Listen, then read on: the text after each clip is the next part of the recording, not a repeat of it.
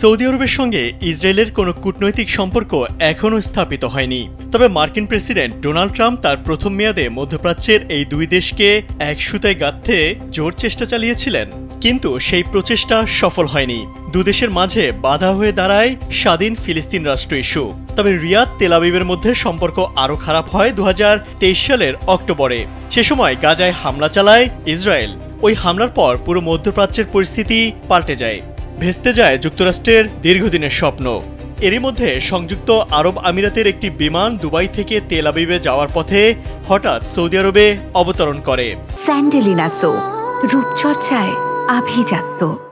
ওই ফ্লাইটের একজন যাত্রী গুরুতর অসুস্থ হয়ে পড়লে পাইলট বিমানটি জরুরি অবতরণ করাতে বাধ্য হন। ইসরায়েলি সংবাদ মাধ্যমের প্রতিবেদনে বলা হয়েছে, এক ইসরায়েলি যাত্রী বিমানে স্ট্রোক করেন।